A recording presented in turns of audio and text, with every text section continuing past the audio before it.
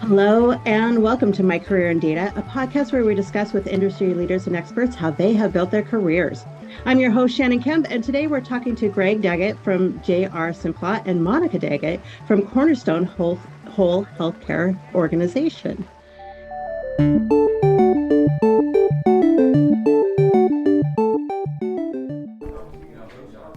With a robust catalog of courses offered on demand and industry-leading live online sessions throughout the year, the DATAVERSITY Training Center is your launchpad for career success. Browse the complete catalog at training.dataversity.net and use code DVTalks for 20% off your purchase. Hello and welcome. My name is Shannon Kemp, and I'm the Chief Digital Officer at DATAVERSITY, and this is My Career in Data, a DATAVERSITY Talks podcast dedicated to learning from those who have careers in data management, to understand how they got there, and to be talking with people who help make those careers a little bit easier. To keep up to date in the latest in data management education, go to dataversity.net/subscribe. Today, we are joined for the first time by a father-daughter duo, Greg Daggett, the data governance lead at JR Simplot, and Monica Daggett, the Senior Data Analyst at Cornerstone Whole Healthcare Organization. And normally, this is where a podcast host would read a short bio of the guests, but in this podcast, your bios are what we're here to talk about. Greg and Monica, hello and welcome. Good morning. Hi, Shannon. Thanks so much for having us. Oh, thank you so much for being here. I'm so excited. Okay, our first father-daughter duo. So now I feel like I need to give a little background on how this came about. So I had the pleasure of co-hosting a special interest group at DATAVERSITY's most recent Enterprise Data World with Kelly O'Neill. And we've seen the number of women data practitioners grow tremendously over the years. And we were working to figure out how we can better support them in their career development. And after the discussion, one of Kelly's coworkers came up to me to tell me about this man who was attending and was taking furious, detailed notes throughout the discussion. And when she asked about it, explained that he was there because his daughter was getting into data and he wanted a better understanding of what she was going to be facing as a woman in data management and how he could better support her. Like, oh my gosh. So my heart's melted, right? Greg, you became the buzzword across the conference. I believe it.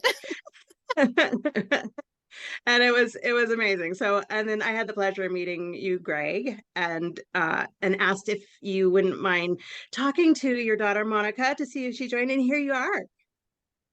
Yes, this is pretty exciting. That was one of the best talks, by the way, at the DATAVERSITY event, Enterprise Data World. And I thought you did a fabulous job co-hosting it. And I tell you why, if I can interject, one of the reasons why I was taking such furious notes was because of how you started the whole thing. The very first question you asked was, what do we need to do to make this a safe space for sharing? And I thought, what a brilliant way to ensure that people can be authentic and be free with their feedback. I thought that was very powerful. And that's where I started writing notes, and I didn't stop. Oh, well, I appreciate that so much. It's been one of my career lessons, right? Don't assume that everyone knows it's a safe space, right? You have to ask, and what does that mean for everybody? And so I really appreciate that. So, but let's talk about your bios. So I'm really excited because you're both in data. Yeah. And it's been a journey to get there. I've got a little plug in the beginning for my very first intro to data was Girl Scouts with my dad. Yeah. So dad was cookie dad for our Girl Scout troop and for me in particular. And so my first introduction to creating a mini database in Excel was in the third grade. Or fourth grade, and keeping track of orders. And year to year, we were coming back and referring to our previous year's models, keeping track of customer information and orders and preferences, and following up. And one of my dad's coworkers at the time, who was an excellent customer, one year, I called him up and I was like, "Hey, this is what we had going for last year. What are you thinking?" And he says, "Okay, let's go with 3 boxes." And I was like, "Sir, That's a dramatic decrease from your order last year. Last year it was 7. Has the quality reduced? Were you not satisfied with your previous order? What can we do to bump up to the numbers that we had last year? And I think I stunned the poor man into silence. But that was my first introduction with data. Dad, if you have anything to add there with Cookie Dad management, well, the data certainly helped in that conversation, because he certainly didn't remember what his order was from the previous year, and your ability to refer to that allowed you to have that conversation about something pretty meaningful, which was, do we have a service issue with our Girl Scout cookies? Do we have a quality issue? And oh it my wasn't gosh. any of that. So he wound up getting another 7 boxes, which is tools in the salesperson's toolkit. I love that story. Well, let's talk about where y'all are now in your current jobs. So Greg, you're the data governance lead at JR Simplot. So tell me, what type of business is JR Simplot? So JR Simplot is a privately held company in both the agricultural and food manufacturing space. So we affectionately refer to it as a mine to plate operation. So they have mining for phosphorus, which helps to grow the potato products, which is then what we turn into frozen French fries that we sell to companies like McDonald's. So Nice. we have a lot of other businesses, but from a very simplistic, it's agriculture and it's food and it's global. It's a very large company, great company to work for. Very cool. So you are working with a lot of data. There is a lot of data, and they've been around for almost 100 years. So you think of the history and where data has been curated, collected, created over the time. It's in many different forms, but we're embarking currently on a transition to SAP. And so there's a lot of structure that we're trying to get our arms around and launching this ERP system. And as the data governance lead, one of the primary roles that I'm faced with is, how do we make sense of the creation and maintenance of that data that's going to be used? What data is going to need to be transformed as we put it into the new system? How is it going to be maintained? Who's going to own it? So those are, at a very high level, the roles as a data governance lead at JR Simplot is what we do. Fascinating. I love learning about different industries as we do these podcast interviews, and just working with the community, right? Because everybody deals with data, right? Every company, and it's so interesting, so fascinating, the different lines of business. And Monica, so tell me, so you are the Senior Data Analyst at Cornerstone Whole Healthcare Organization. So tell me about this company. Yes, Cornerstone is a nonprofit dedicated to improving healthcare equity and access, primarily in rural communities in the Pacific Northwest. And we bridge for special projects a lot of different funding, from everything from insurance payers and private contracts to federal grant funding, in order to achieve very specific deliverables in order to close gaps in these rural healthcare settings. And so what I do in the data side of it is pretty varied. I support some of our health IT projects, such as improving diagnostic and procedural billing for appropriate payout and tracking in a patient's electronic health record. I then also, flip side, am managing some of the data that goes back to our federal funders and reporting on efficacy of grant success. And so there's design that happens in each of those spaces. And a lot of what I do is translate very nitty-gritty data into usable insight and narrative for future planning, for trainings, for alignment between stakeholders, because in our healthcare system, there are a lot of disparate stakeholders with a lot of varied needs, and kind of a weird, resource allocation pathway. It's not, we're very unique in the United States in how we allocate resources. And one of those resources is data. One of the issues that we see in healthcare in particular is that a lot of the data design is not happening with actual healthcare workflows and processes in mind. There's a language gap between the people who are building solutions and the people who are needing solutions.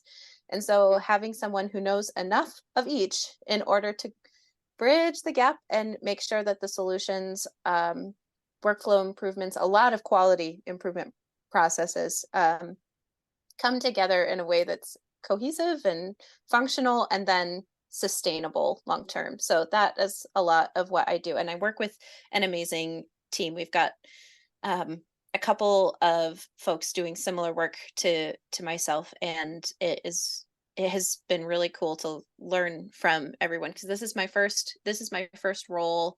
I shouldn't say that. Cornerstone is the first company where I have been doing data exclusive work with.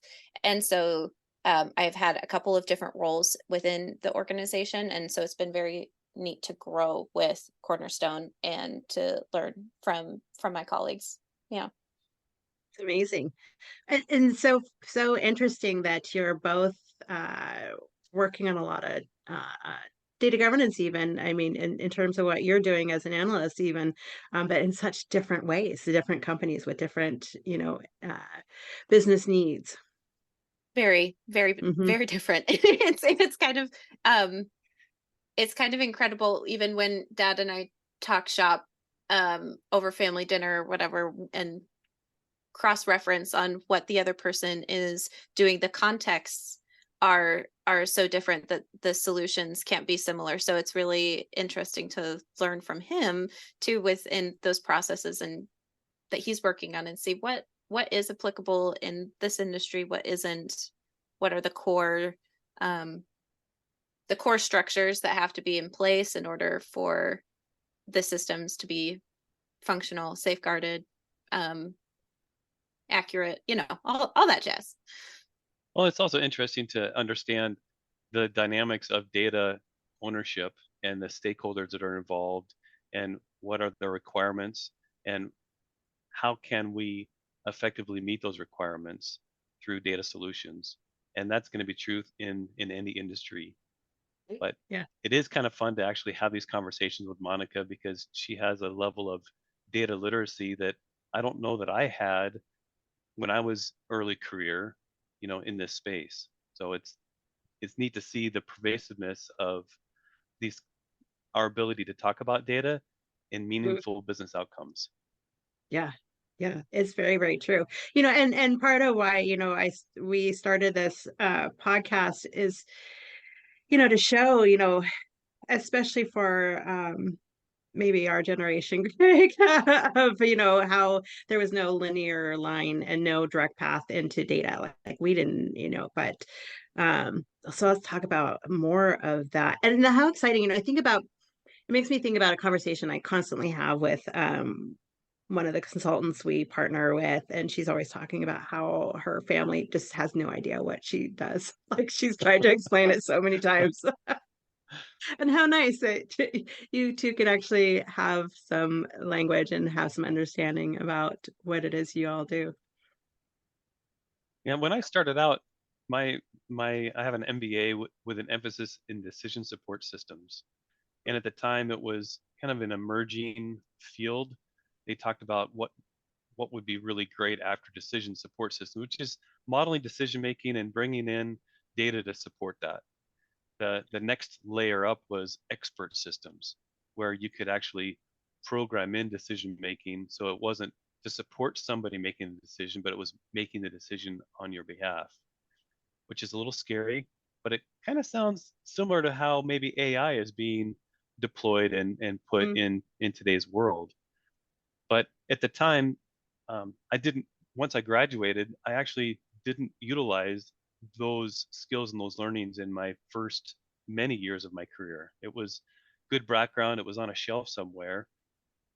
One of the first times that I used that, I was asked to do a supply chain project. And I was like, I'm not exactly sure what supply chain is. Like, not a problem. We'll explain it to you. At the time, I was working with a computer distributor. I was working for a hardware manufacturer, and we were wanting to redo or innovate our demand planning and order process. We had a channel inventory issue. There was demand signals that were erratic. We had exposure to channel inventory because of falling prices when we would do price protection, and that was a financial risk. And so we took a look at what data do we have that made available to us that we can improve on this situation.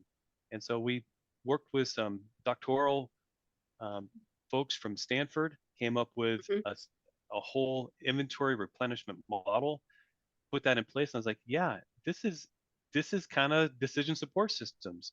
How do you generate your forecast? Right. How do you know what your supply is? How do you do your supply demand matching and bringing that all together? And we had great benefits. We drove our channel inventory, which was the rule of thumb was we need 4 weeks of supply. If you have 4 weeks of supply, you can have great service level. Well, if you're actually using mathematical models and you have good data, which we did, we were able to bring channel inventory down to about 2.5 weeks of supply while increasing our fill rate. So it was a great application of that. And it was like, wait, decision support systems, they are out there somewhere. They're just not called that.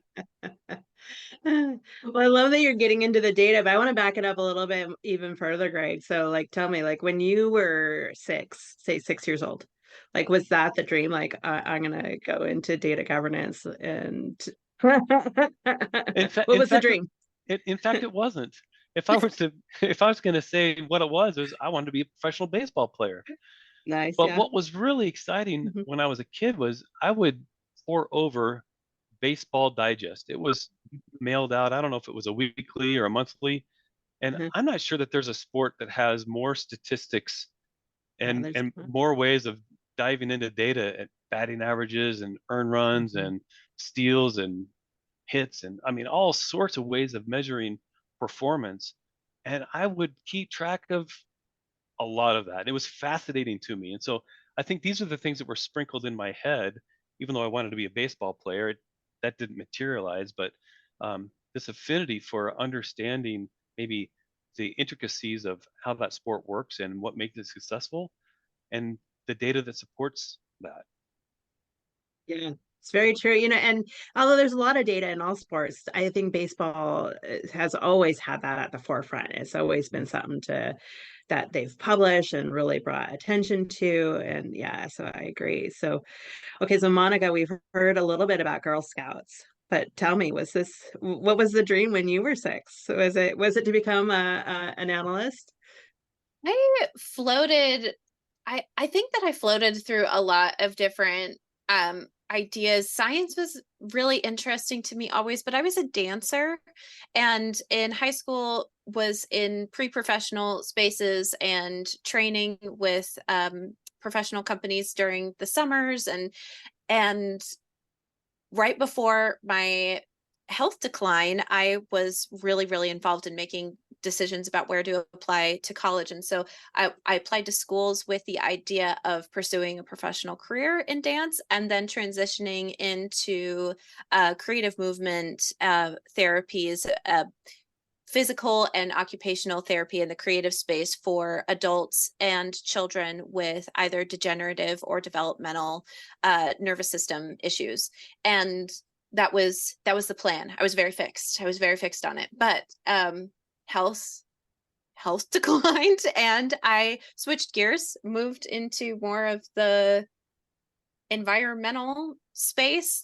I'm very passionate about that, but then another health decline, and what led to my current known diagnoses, I then needed to figure out how to work remotely. So it's been a varied career, and I think it's kind of cool that I've ended up back in the healthcare space, peripherally in a support capacity, but that it's been a pretty varied career for only being 10 years old, a decade old or so. So it's kind of gone all over the place. But yeah, I wanted to start with dance. Wow. Yeah, ended up in some place very different. Yeah, well, as many of us do. Um, yeah, so uh fascinating. And and I take it, and I so you've had a lot of challenges that you've had to come through and overcome, and you've had a lot of uh so how hard was that to change gears? Oh man, so I switched gears the first round after dance B got cut from the table, and environmental science was amazing. I was super passionate about it. I had been working in regulation and compliance in Idaho and then moved to Arizona to do some natural resource management in the water resources space. Talk about data and trying to bridge with stakeholders who weren't ready to hear some hard information quite yet. But I was pursuing grad school down there, and everything really collapsed. And I have a genetic connective tissue disorder that then is accompanied by some super fun nervous system mismatches that create together a kind of whirlwind of unpleasant systems, and make it so that I can't stand for long periods of time. If I can walk, I can move pretty well most of the time, but standing in a lab or going into the field for field work was really became out of the question. And so thinking about what are my transferable skills, I can work with Excel pretty well. I have done some database management with my water resource work. We're going to take a stab in the data realm, and I can work remotely and be present and able to produce valuable work in a setting that allows me to be accommodated well, which has been a challenge, yeah, to find in other types of careers. So Dad, you were along for the ride with some of that. If you think to some of our conversations about career transition, what comes up for you? Well, it was interesting, and I think you hit the nail on the head on a few things, Monica, and that is what are the transferable skills and your ability to understand the details at the data level, as well as understanding at a stakeholder level, what is it that people need or want or are expecting. And so you've got this nice balance of not only just being a data nerd, like some of us, but being able to have the conversations with people that maybe don't need to know the level of granularity. They need to understand that, what I would say, the information or the insights from that data, and your ability to navigate from the detailed data to the um, insights, the information and insights has allowed you to manage through these transitions that were driven in large part by some health challenges. Yeah. Well, I was lucky to have a cheerleader in my corner the whole way through, even today. So that's pretty awesome. I'm a lucky daughter. It's awesome. And I will say I don't know you well, Monica, but I would say grace would certainly be one of those transferable skills that you're carrying along. Thank So you. yeah. Thank you. I appreciate that. Yeah. And Greg, so you talked a little bit about baseball. So you've been into data from the beginning, really. And so, but and then you talked about your degrees. So your degree that you so tell me a little bit as you transferred into college. How did you choose that? Where did you start developing your passion and your path? It was pretty organic. There Mhm. wasn't an aha moment of what it is that I want. I know that if I look at some of the strengths that I have and some of my interests, I'm analytical. A little plug for Strengths Finder. It's one of my top 5 skills, and I can appreciate that, because to me those strengths mean I do it a little bit naturally. It doesn't take a lot of extra effort or a lot of extra energy. And for me, I do a lot of analysis when it comes to data because it's very concrete.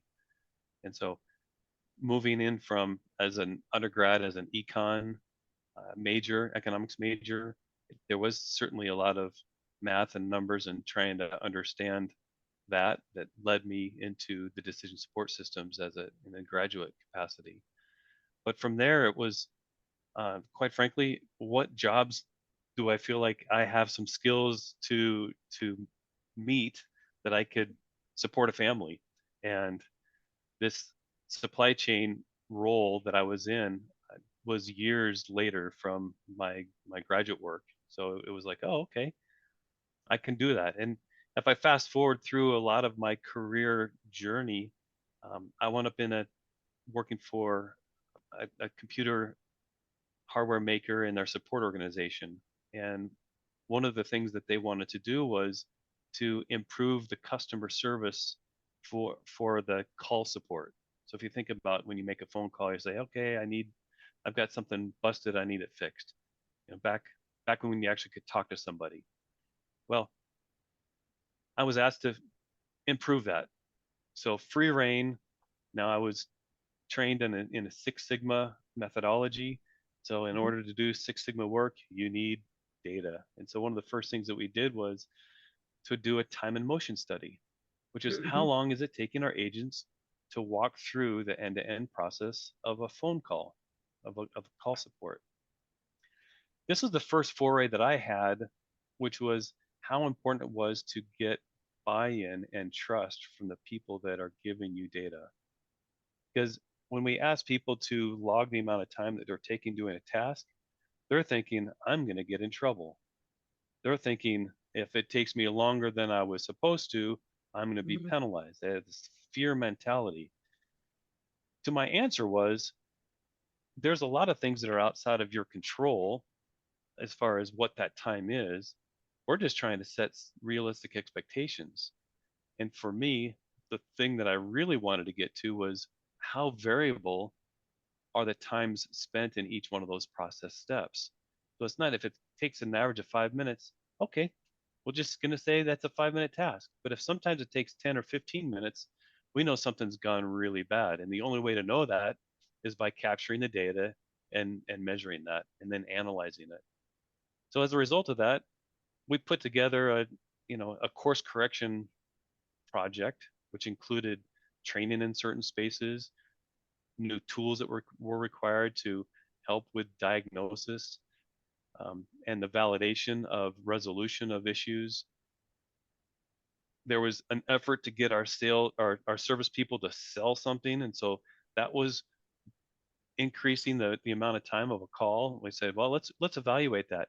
Some of our reps really care and want to sell because they're motivated by that. And some of them are like, I just want to solve people's problems. I really don't want to sell. Guess what? We had wide variety, of a huge variation in that selling part of the process. So we reevaluated. Do we really want to have that? Because it's not going to be standard, and if it's not standard, it's not going to be best in class. And if it's not best in class, you have the potential of having it be a negative experience. So that was another example of me being in a role where I wasn't managing data, but I was certainly utilizing data and procuring data and using ensuring that we had trust in that whole system so that our outcomes could be leveraged. So that was another big step in the progress. In the data journey, yeah. So how did you get from there into your current role as a data governance lead? That's a great question, Shannon. Simplot, it is based in Boise, and it was a company that I was really wanting to work for. And I had applied for a number of different positions, and for whatever reason, wasn't making much headway. I talked to the recruiter and I said, is it something about my background or is it something about my experience? He says, no. This one that they hired internally, and this one you applied a little late in the process where they were. And, he's like, no, you're fine. And then one day he calls me up and he says, I've been thinking about your profile. Have you ever thought about data governance? Because we have a position available. what's data governance? I don't even know what that is. He says, well, let me send you some information and I'll have you talk with the hiring manager just to kind of get an idea. And their hiring process, they had me do an exercise. They gave me a data set. They wanted me to evaluate it and present on it as if there was a need to make some changes, or what was my assessment of the data and what would I do, propose. And I looked at it and I was like, I don't know much about data governance, but I can tell that 35% of these records are missing critical information. And you know why wasn't that put in when it was created in the first time? And now all of a sudden I know what the data governance terms for that means now. It's like, well, what are your origination processes and how do you make sure that you have data validation at the time? But I just inherently understood the value of consistent data and the issues when you don't have it. So they hired me in. They said, we will teach you the data governance, but you understand the business impacts. You can have the conversations with the business stakeholders internally. So it began my journey of learning data governance, and which is why I was at my very first conference just a couple of months ago, in California, where we met, Shannon. So that was a fascinating conference that allowed me to realize, A, there's a whole lot of data governance that I don't know because it's a very broad field, and B, the things that we are doing at Simplot, we're doing very well, and it was very validating to see, yeah, the things that we decided we're going to focus on, we've got some best practices. That's so great, and I love that story. And it's interesting. You both kind of fell into your roles for very different reasons. And as it goes with data, right? We discover like these different aspects that can really speak to us and how we can work in these roles that we become passionate about. That's very cool. More and more companies are considering investing in data literacy education, but still have questions about its value, purpose, and how to get the ball rolling. Introducing the newest monthly webinar series from DATAVERSITY, Elevating Enterprise Data Literacy, where we discuss the landscape of data literacy and answer your burning questions. Learn more about this new series and register for free at dataversity.net. So tell me, Greg, I'm going to start with you. So what has been your biggest lesson in your career? One of the lessons that I come back to is keeping the end in mind. One of the very first professional development activities that I did was I went to a Stephen Covey 7 Habits of Highly Successful People. Mm-hmm. And one of those 7 things is keeping the end in mind. What are we trying to build towards? What is our objective? And it has an amazing power of aligning work teams, work projects, organizations, if you know what you're really focused on. And so many times, and I get myself caught in this, it's like, let's just get to work. Let's just get going. Let's just build the data. Let's just, whatever it is that we're tasked to do, let's just get started. But unless we really know what we're looking for in the end result, it might be the wrong direction. It might be the wrong build. It might be the wrong everything. So for me, one of the biggest lessons is always having focus on what does whatever we're working on, what does it look like at the end? We might not get there tomorrow. It might be different phases, but always having an eye on the vision in the future. Very, very good. And Monica, what's been your biggest lesson so far? Flexibility to start. You have a plan, and then you have plans A, B, C, and D, and sometimes none of them align out. But I think within that, one of the things that's been really difficult in transitioning as someone who's pretty dynamically disabled. So on my good days, I'm doing great, and when it's not good, it's really not good. Is that ADA accommodations with employers are very difficult to navigate, and it's something that you don't really think about until you need them. but they generally are pretty poorly enforced and pretty vague. And there aren't a whole lot of,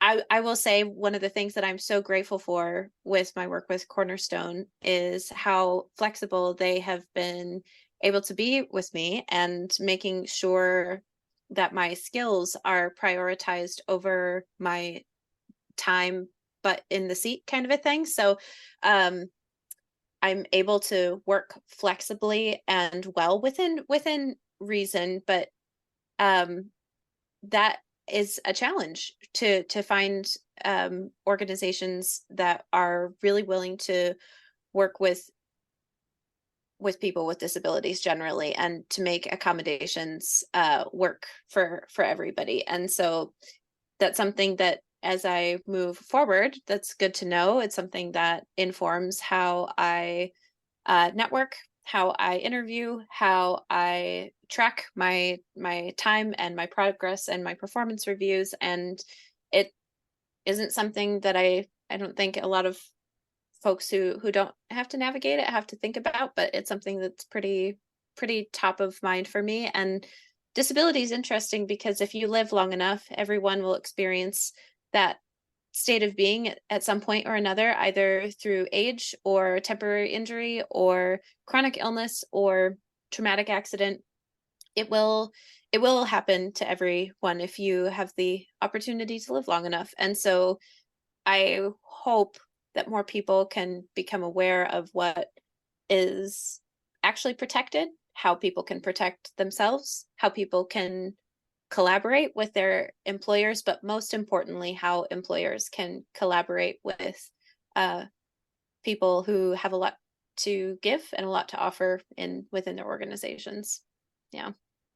Indeed. How are you educating yourself on those issues? Oh man. So took a deep dive into disability advocacy history and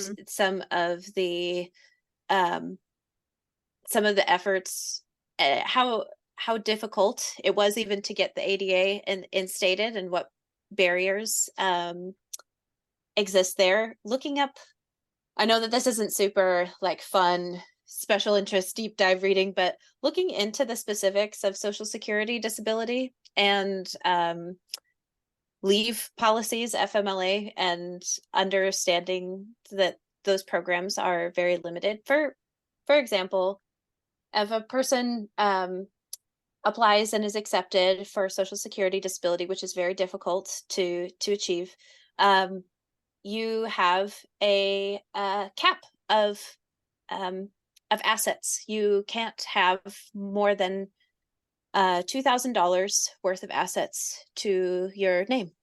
So savings isn't possible. You lose it should you get married. And transitioning then from those services into back to work programs is pretty jarring. There's no way that you can prepare for a gradual or a gentle reentry back into the workforce if you're able to resume in those spaces. So that was shocking for me to learn. And I think if policy, I understand reading policy isn't most people's favorite thing to do before bed, but just take a gander. Just yeah. And if you see any books by disabled people, media, social media, or films, documentaries created by disabled people and disabled advocates, to interact with them sincerely is, I think, another really neat way to just not just expose oneself to a different way of being, but to learn from people who have really valuable lived experience that will probably apply to you at some point in your life if you're lucky to live that long. Yeah. Indeed. Oh, I love it. I'm going to kind of switch it up here, as we're getting to these conversations, so it sounds like both, like, communication has become a big thing, right? So whether it's data governance or, and explaining the data, right? And you kind of mentioned that a little bit, Greg, and Monica. So are you, I want to ask about communication. So how have you developed the skills? Like, how have you developed the skills, Monica, then to educate your employers and find that niche and advocate for yourself? Well, honestly, I wasn't able to communicate verbally for about 9 months coherently. And I think that advocating for oneself is important, just as important as to have people in your corner. And my dad was a person in my corner. We joke sometimes he's got to put his sharp elbows on if he's got to go, marching through the crowd, kind of a thing. And one of the things that I've learned from Dad is listening to understand and to capture, like, the minute details really matter. At the small pieces of data are things that can tip the insight into any direction. And so paying attention and asking so many questions. And sometimes this is something that then we've learned, I think, together, is how to ask questions in a way that communicate to the person who you're speaking with how you need to move, or what the end goal is in mind. As Dad was saying, keeping the end in mind. You can ask a question with the end in mind that's very clear, and that also holds people accountable to that end and to the whatever answer that they give. And I think that is not just true for communicating around disability and employment, but also in terms of getting to accuracy within data too. So when we talk about transferable skills, that goes all the way across the board. Dad, with communication, what would you have to add on that front, Mr. Sharp Elbows? I would I would go back to the Stephen Covey, seek first to understand and then to be understood. And so that's why I generally will start with asking questions and really trying to understand whatever it is from the other person's perspective, whether it's a data challenge, whether there's an issue that needs to be resolved, so that once you have a clear understanding, then you can take action. So for me, communication is starting with listening and understanding. Which is what you clearly have demonstrated and why we're here. Yeah, when Dad told me that he had walked into or he called me the next day and was like, I went to this really cool session and we're going to dinner tonight. I didn't know that I would get invited to dinner afterward, but like, this is so cool and I'm so excited to learn all of this. I'm finding all of this out after the fact. And I'm like, Dad, you are my hero right now. Just walking in with your notepad. I love it. Awesome. It's so awesome. Okay, so I could talk about this forever, but so I do want to make sure we get to all the questions here. So okay, so back to kind of the data center piece of this. As you both work with data, um, what is your definition of data and how do you work with it? I'm not sure who to ask first because I don't know, Monica, if your definition is if you guys have had this conversation as a family, like what is data? Like if you're in sync on this, or is there differing opinions on this question? I think the way that we describe it is a little bit different. So I think of it as like the pixelation of a varied resolution image, or the 4K TV. Like, how detailed can you get to get the clearest big picture? But that's how my brain works. I think Dad has better technical terminology, so I'll hand it over to you, Dad.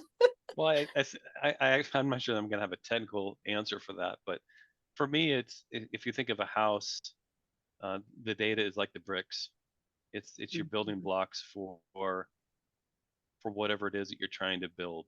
And in any business, you've got a ton of data. I know that our company I've mentioned is going through an ERP transformation.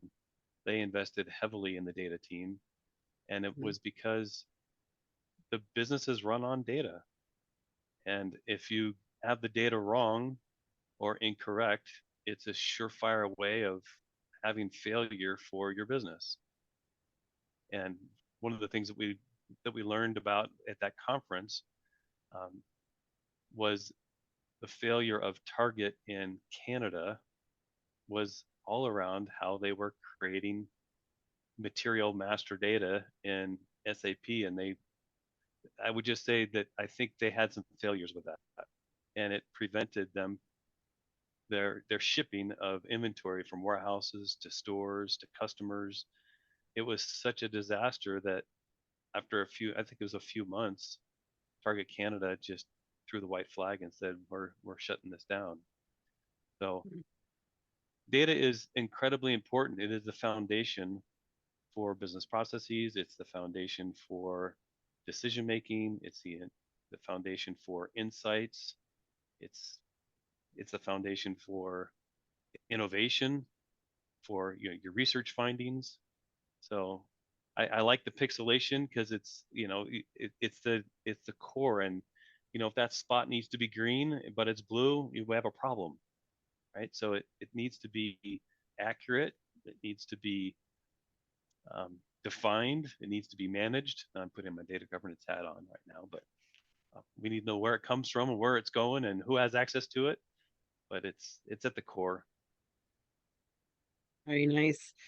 And what advice would you give to people looking to get into a career in data in any aspect? And Greg, maybe I'll start with you. Well, I would say to begin with, you need to have data literacy, because it could be that you will work in an IT organization where it's very specific that you're working with data, and it could be that you're in the business. But if you're in the business, you need to be data literate, because if you're putting data in the wrong places, I mean, just basic things like if you look at a spreadsheet and somebody's putting in some content in there, is it usable content? Can you slice and dice it? Can you really look at it in different ways? And if you have some basic data literacy with certain skills, you can apply them technically in an IT organization, or you can apply them throughout your whichever business area that you work in, finance, accounting, marketing, talk about sales data, salespeople, operations. It's pervasive. So not to be afraid, not to be afraid. How does one become data literate? I think through exposure, and Yeah. I think some things require some mentoring, to break down barriers, because it can be intimidating. I know people that say, "Oh, my 5th grade math teacher scared me so much, I'm afraid of it," right? And I don't think it's all about arithmetic. I don't think it's about algebra, but it's just, if it can be broken down into more simpler concepts for people, that they're not afraid of it, that they can engage with it, that it's part of their fabric. And I think if you can have a conversation with anybody, whether it's their own personal budget, whether it's the money that they're spending and at a store. I mean, there's ways of creating data literacy that can bridge that gap. So, but mentorship, I think, would be a way to help with people that do find themselves afraid or uncertain. Yeah, to your point, Dad, the education piece, I think, is pretty key. I had so health issues number 1 and 2 were both pretty severe concussions in high school, and it changed my math track pretty significantly, like mid-year. And I had a very frank conversation with my pre-calculus teacher, and she said, "Yeah, I would recommend that you move to my AP stats class instead of AP calculus for your senior year. Let's just make this happen." And then we still had to do a lot of one-on-one work, and she was making accommodations for me in ways that we didn't even have language for yet around the things that I now know came down the pipeline later. But having someone to pay attention to strengths, and then be able to effectively reconceptualize things in order to open up doors. One of the, if we think about women in data work specifically, one of the places where women start getting pushed out of data is in middle school and in high school math classes. And so having teachers who can work with all different kinds of students, and really meet them where they are, is important, because math, I was never super strong in math, but I understood relationships. And so statistics was actually a perfect bridge. Geometry was a perfect bridge for me because I understood how everything was relating to one another. And a lot of data is about relationships. And so even though calculus did not work out for me when I tried to take it again in college, we were able to readjust in those spaces. And the other thing that I think teachers can do, and mentors generally, when we talk about access, is paying attention to social dynamics. I've been significantly harassed in classrooms where I've been one of few women in the room, and I've had mentors and teachers who shut it down or were able to work with me in an extra capacity. And I had others that said, you're on your own, kid, kind of a thing. And those drastically changed how I was able to interact with the material. And so I think that mentorship piece is vitally important. And Mrs. Gazdick, thank you. I think about you pretty much every day at work, and I appreciate you. Teachers and good mentors are key. Yeah. And finding those good mentors, absolutely. We're actually looking to start a mentorship program. So if y'all have any ideas on that. Super exciting. Little So like an industry level mentorship program? Oh, that would be fantastic. Yeah, I definitely have some ideas about some ways of matching, creating profiles and the selection process. So getting into the weeds a little bit, but yeah, there's ways of doing it. But in the end, it's a relationship. So it's a requirement for both the mentor and the mentee to commit and to deliver. Yeah. So recruiting of those would be very important. Exciting. Love to hear that. We'll see. It's been in the works for a while, but as we continue to launch this initiative to support women in data management and governance, then we can't launch that without a mentorship program. So it's just forcing us into finally doing it for everybody, right? We need to get that going. So to be announced in terms of when we'll get that launch, but it's coming. Keep our eyes and ears open. Yeah. Oh, Greg and Monica, it's been such a pleasure. I want to thank you so much for you both taking the time to chat with us today and chat together. Shannon, thank you for having us. Great experience. Thank you. Yeah. And Monica, especially, I want to thank you for getting vulnerable and sharing some personal stories and challenges. So thank you very much. I think that's very full to a lot of people. I am so excited to have the opportunity. Thank you for giving us the platform to share some of these experiences, because I think there sometimes you don't know what you don't know, and sometimes it lands in your lap and changes your life. And I hope that anybody else with similar experiences to mine, just remember to take it one day at a time, and there are spaces in the world for you, and people who care about your success and your careers, and Shannon and DATAVERSITY are among those numbers. So thank you for having us. Thank you. And Greg, thank you for being a supporter and advocate and being a superhero here. You know, we appreciate you. Well, I love it when people can bring their best selves forward in whatever capacity, whether it's work, life, and the best way to do that is to support people from who they are. Dad, you win Dad of the Year for like now until forever. Just saying. Just saying. I'm so proud to be your daughter. Oh. Thank you, Monica. Oh, this has been such a great conversation. I wish we had more time, but that is all the time that we have to chat today. And thanks to our listeners out there. If you'd like to keep up to date on the latest podcasts and the latest in data management education, you may go to dataversity.net/subscribe. Stay curious, everyone. Until next time. Thank you for listening to Dataversity Talks, a podcast brought to you by Dataversity. Subscribe to our newsletter for podcast updates and information about our free educational webinars at dataversity.net/subscribe.